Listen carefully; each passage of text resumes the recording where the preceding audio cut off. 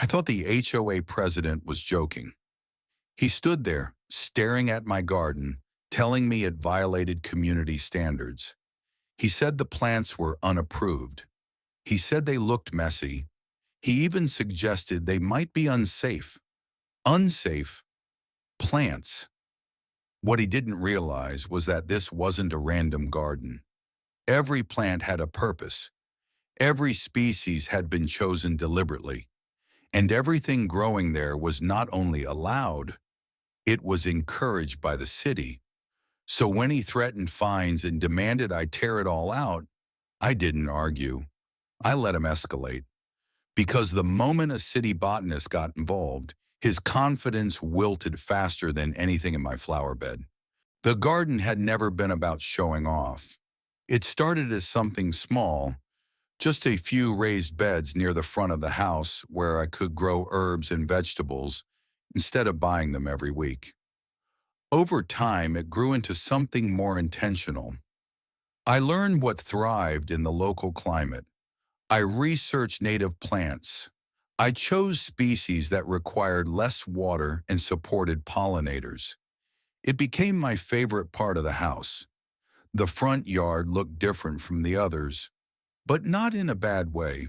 It wasn't wild or neglected.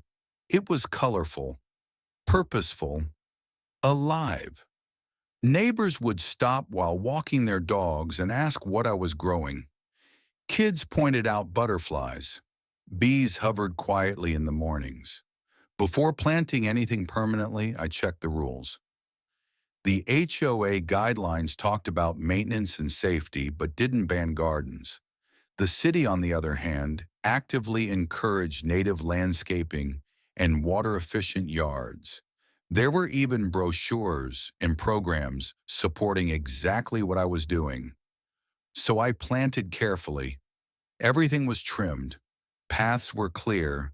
Nothing blocked sidewalks or visibility. It looked intentional because it was. For months, there were no issues. Then the HOA elected a new president. He had a very specific idea of what the neighborhood should look like.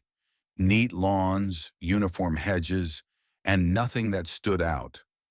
Different didn't sit well with him, and my garden stood out immediately. At first it was subtle, a comment here, a lingering look there. Then one afternoon, he knocked on my door. He gestured toward the garden and said it violated community standards. He claimed the plants weren't approved. He suggested they looked messy and hinted that they might even be a safety concern. I listened politely. He said I needed to remove them or face fines. That was the moment I realized this wasn't about maintenance or rules. It was about control. And he had no idea just how well documented my garden actually was. At first, I assumed it was a misunderstanding. I emailed the HOA president and asked him to point me to the specific rule my garden violated. I included photos showing that everything was trimmed, pathways were clear, and nothing blocked sidewalks or sightlines. I even mentioned that the city encouraged native landscaping and water-efficient yards. His response came quickly. He said the issue wasn't a specific rule. It was overall appearance. He said the garden didn't match the neighborhood's aesthetic and that the HOA had the authority to enforce visual standards even if something wasn't explicitly banned. That wording caught my attention because aesthetic isn't a rule, it's an opinion. A week later, I received a formal notice. It listed vague violations like unapproved plantings and non-conforming landscaping.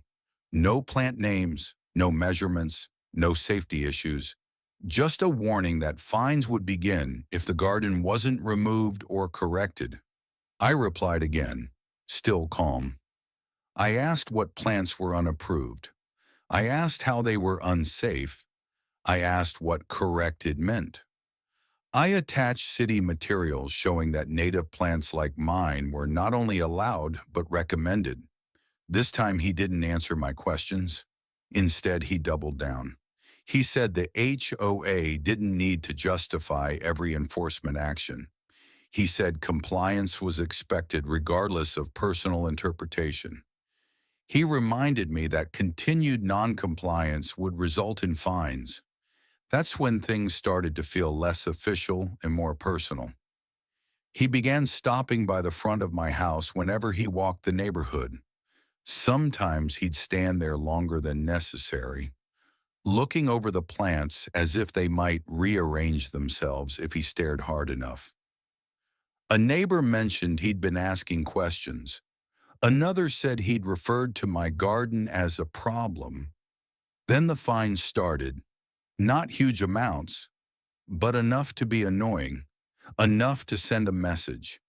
Each notice referenced the same vague language and warned that continued violations could escalate further. That's when I stopped responding emotionally and started responding strategically. I documented everything. I listed every plant by name. I pulled up city guidelines for native landscaping.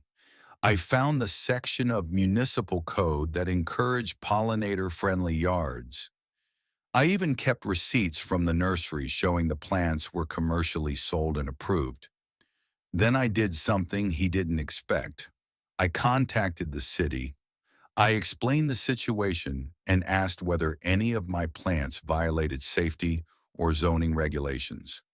I sent photos. I sent lists. I sent the HOA notices. The city's response was cheerful.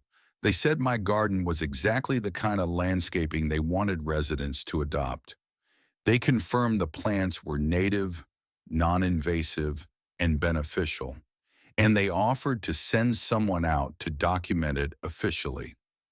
That's when I stopped worrying, because the moment an actual expert stepped into the conversation, the HOA president's confidence was about to face something far more stubborn than opinion.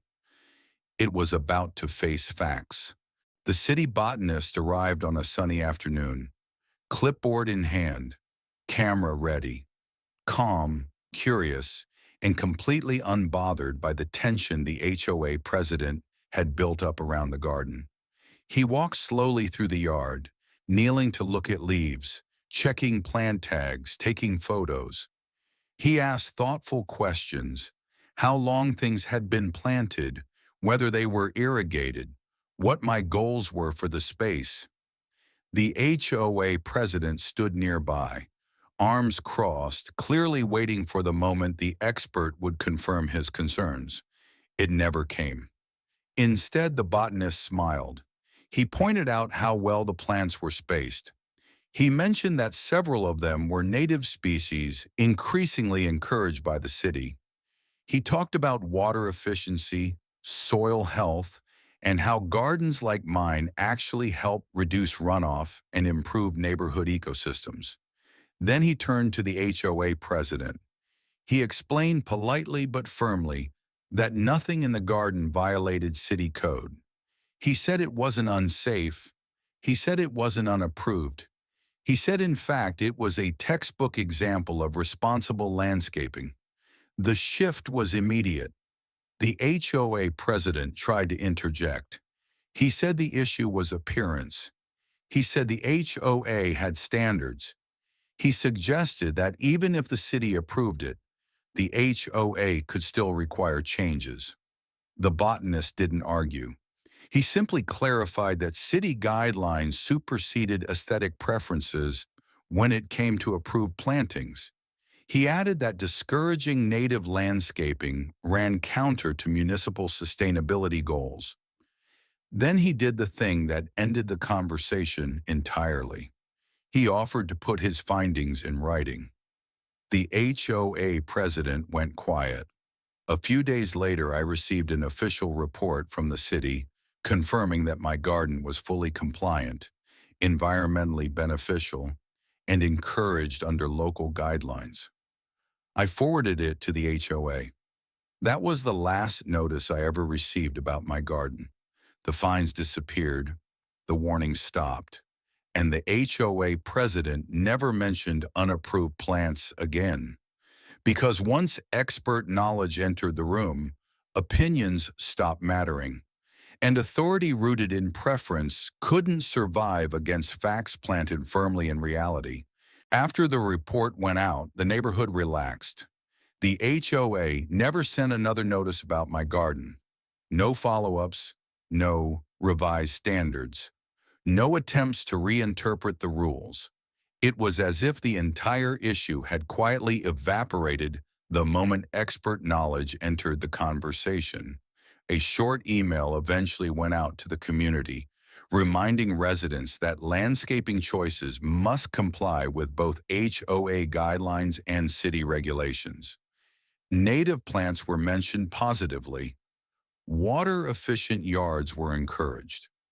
My garden wasn't singled out, but it didn't need to be. Neighbors who had been watching from a distance started stopping by again. Some asked what plants I'd used. Others said they'd been thinking about replacing parts of their lawns too, but hadn't realized it was allowed. One even joked that my garden had officially won. The HOA president changed after that.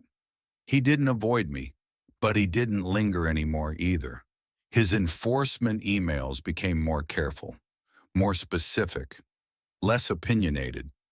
It was clear that discretion and documentation had become part of his process. As for the garden, it kept doing what it always did. Flowers bloomed, pollinators returned, water usage dropped. What had once been labeled messy became something quietly admired. The whole situation reminded me of something simple. Not every conflict needs confrontation. Sometimes the most effective response isn't arguing or tearing things down. It's knowing your facts and letting expertise speak for itself. HOAS can set standards, but they don't get to override knowledge, sustainability, or common sense just because something looks different. In the end, I didn't have to change a single plant. The only thing that changed was who realized they didn't have the final say.